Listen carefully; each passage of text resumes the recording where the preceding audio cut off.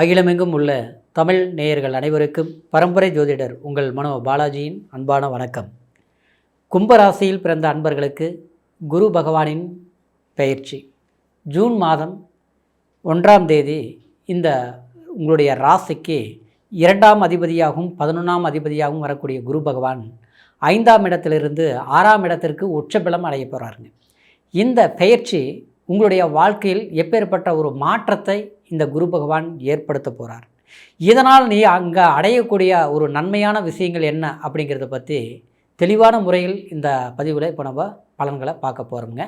First time பார்க்குறவங்களா இருந்தீங்கன்னா subscribe பண்ணி பெல் பட்டன் அழுத்தி ஆல் ஆப்ஷன் கொடுங்க.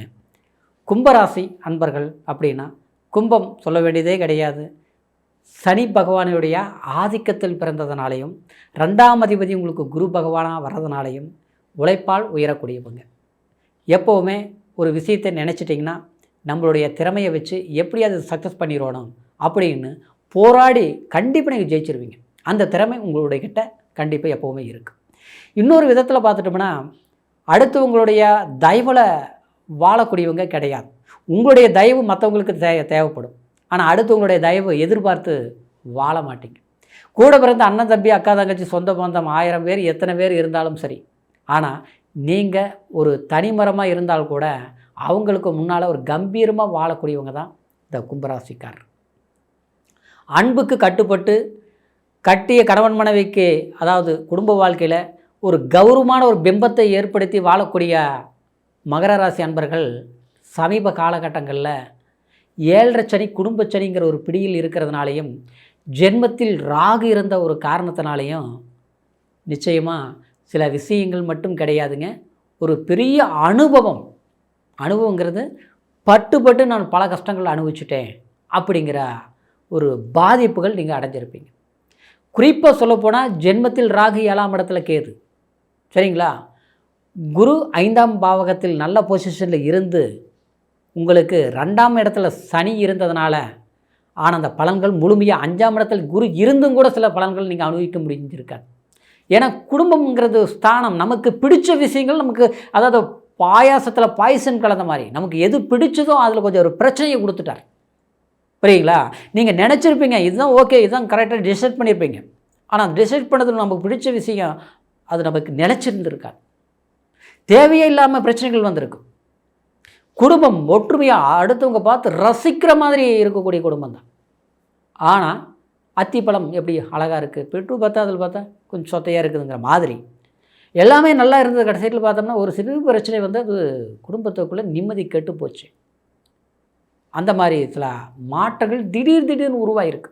ஏன்னா 2 லட்சம் சனி 5ல் குரு இருந்தும் நமக்கு பலன் இல்லாமல் போயிருந்தது. அதை விட பார்த்தோம்னா அலைச்சல் அதிகமாக இருந்திருக்கு. அலைச்சலுங்கிறது எங்கே போனாலும் அந்த இடத்துல ஒரு வேலையே எடுத்துக்கலாங்க, நிரந்தரமாக ஒரு வேலையில் இருக்க முடியல. ஒரு அரசாங்க வேலையிலேயே இருக்கிறவங்களுக்கு கூட அதே நிலைமை தான். அடிக்கடி ட்ரான்ஸ்ஃபர், பிடிச்ச இடத்துல வேலை கிடைக்கல, சம்மந்தம் இல்லாத இடத்துல தூக்கி போட்டாங்க. அப்புறம் பார்த்தா வேலையிலேயே பிரச்சனை, மேலதிகாரிகள தொல்லை, டென்ஷன். ஒரு ப்ரைவேட் கம்பெனிலேயே வேலை செஞ்சிட்ருக்குறோம். அங்கே பார்த்தோம்னா நாம் நல்லா உழைப்போம், நல்லா வேலை செய்வோம். ஆனால் அங்கே வந்து நமக்கு ஒரு நல்ல பேர் கிடைக்கிறது இல்லை. அடுத்தவங்க தப்பு பண்ணியிருப்பாங்க, அந்த பழி தூக்கி நம்ம மேலே போட்டுருவாங்க. வேணும்னே சிக்க வைப்பாங்க திட்டம் போட்டு. நமக்கு தெரியும், இவங்க தான் தெரியும், இப்படித்தான் தெரியும், எதிர்த்து பேச முடியாத சூழ்நிலை. ஏன்னா பிரச்சனை இன்னும் அதிகமாக. நம்ம விலைக்கு போகிறோமே, நேரம் சரியில்லையாட்டு இருக்குது, சரி கொஞ்சம் விலைக்கு போகலாம், எதுக்கு நமக்கு பிரச்சனை அப்படின்னு ஒரு இடத்துலலாம் பார்த்தோம்னா சிலர்லாம் வேலையை இழந்திருப்பாங்க. அந்த மாதிரிலாம் சூழல்கள் கும்பராசிக்காரர் அனுபவிச்சாச்சு. அதுதான் அப்படின்னா 7ஆம் கலசரஸ்தானத்தில் கேது இருந்துட்டார் இல்லையா, சரிங்களா? குரு நல்ல, என்ன எதுக்கு சொல்கிறேன்னா, நல்ல இடத்தில் குரு 5ஆம் இடத்துல இந்த 1 வருஷம் இருந்தும் முழுமையான பலன்கள் குரு பயிற்சி நல்லா இருக்குதுன்னு சொல்லியும் சில சாதகமான விஷயங்கள் அமையலாததுக்கு காரணம் இந்த.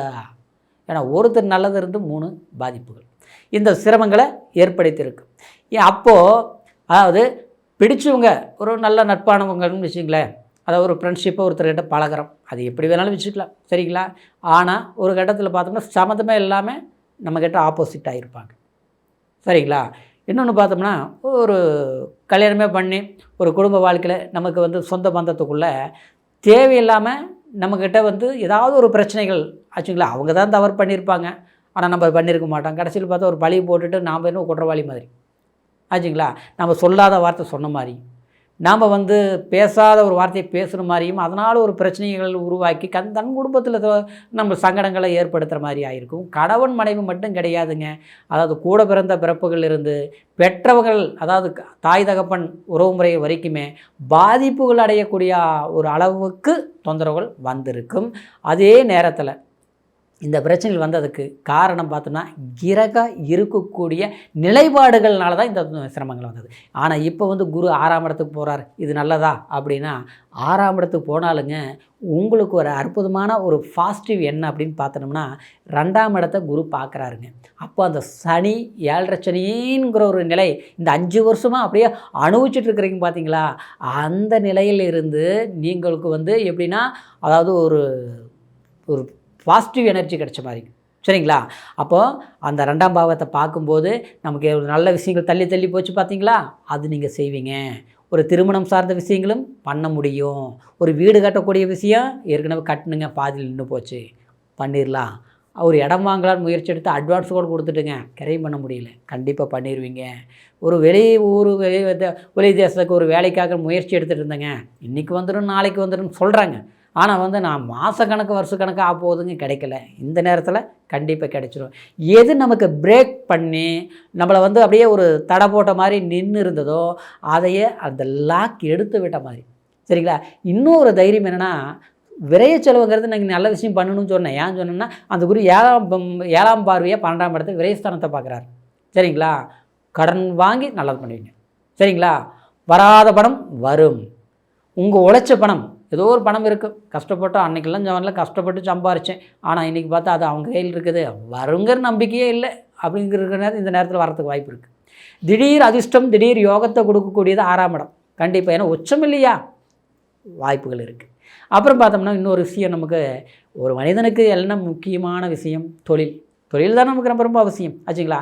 10ஆம் இடத்தை பார்த்துட்டார், உங்கள் தொழில் ஸ்தானத்தை பார்த்துட்டார் குரு, சரிங்களா? வேலை இல்லாமல் இருக்குதா, கவலைப்பட, வேலை கிடைச்சிடும். நீங்கள் முயற்சி பண்ணி பாருங்கள், கிடைக்கலன்னா கண்டிப்பாக ஃபோன் பண்ணி கேளுங்க, சரிங்களா? வேலை கிடைக்கும். அதே நேரத்தில் அதாவது வாரிசுகள்னாலையும் மாணவ மாணவியர்களுக்கு கல்வினாலையும் ஒரு பலன்கள் அடையக்கூடிய வாய்ப்புகள் வரும். நாம் எதிர்பார்க்கக்கூடிய ஒரு படிப்பு படிக்கணும்னு நினைப்போம், ஆனால் அது கிடைக்குமா கிடைக்காதா அப்படிங்கிற ஒரு பயமெல்லாம் இருக்கும் பார்த்தீங்களா, கண்டிப்பாக கிடைச்சிரும். அது இதுக்கு முன்னால் எப்படியோ குரு பயிற்சி ஜூன் மாதம் 1ஆம் தேதி இரவு ஏற்பட போகுது. அதாவது இந்த பயிற்சி வந்த பிறகு 2ஆம் தேதியிலேருந்து முயற்சி பண்ணுங்கள், சரிங்களா? கிடைச்சிரும், நினச்ச மாதிரி இதாகிரும், சரிங்களா? அடுத்தது பார்த்தோம்னா அதாவது தெய்வாம்சம் அப்படிங்கிறது இறைவன் கோயிலுக்கு, தட்சிணாமூர்த்தி கோயிலுக்கு போயிட்டு வர்றது சிறப்பு. வண்டி வாகனத்தில் ரொம்ப ரொம்ப கவனமாக இருக்கணும். போக்குவரத்தில் அதிகமான ஒரு 5 நிமிஷம் முன்னால் கிளம்பணும், அவசரப்படக்கூடாது. பேக் பெயின், நரம்பு சம்மந்தப்பட்டது, எலும்பு சம்மந்தப்பட்ட சில பிரச்சனைகள் இருக்கும். அதுக்கு வந்து நீங்கள் வந்து அதாவது காலபைரவர் வழிபாடு பண்ணுறது, தட்சிணாமூர்த்தி வழிபாடு பண்ணுறதும், சனீஸ்வரர் பகவானை வழிபாடு பண்ணுறது, 3ஐயும் கண்டினியூ பண்ணிட்டு வாங்க. சரி, எது எப்படி இருந்தாலும் கோச்சார் அடிப்படையில் நான் சொல்லியிருக்கிறேன். இருந்தாலும் பிறப்பு ஜனன ஜாதகத்தை ஒரு முறை பார்த்துக்குங்க. ஏன்னா லக்னம் என்ன, தசாபுத்தி என்னங்கிறது அந்த பிறப்பு ஜனன ஜாதகத்தில் தான் தெரியும். அப்போ தான் முழுமையான டீட்டெயில் நம்ம தெரிஞ்சுக்க முடியும், சரிங்களா? உங்களுடைய ஜாதகத்தை ஒரு முறை நம்மக்கிட்ட பார்க்கணும்னு நீங்கள் நினச்சிங்கன்னா கீழே இருக்கிற நம்பருக்கு ஃபோன் பண்ணி உங்களுடைய date of birth, time, place இது மூணையும் தெரியப்படுத்தி ஆன்லைன் மூலியமாக கூட அற்புதமான பலன்களை தெரிஞ்சுக்கிட்டு இனி வரக்கூடிய காலத்தை சரியாக பயன்படுத்துங்க. கும்பராசி அன்பர்களுடைய எதிர்காலம் செழிப்பாக இருக்கும் அப்படிங்கிற ஒரு நம்பிக்கையோட, கண்டிப்பாக இந்த குரு பயிற்சி உங்களுக்கு சாதகமாக இருக்கும் அப்படிங்கிற ஒரு உறுதியோட மீண்டும் அடுத்த பதிவில் சந்திக்கும் வரைக்கும் நன்றி, வணக்கம்.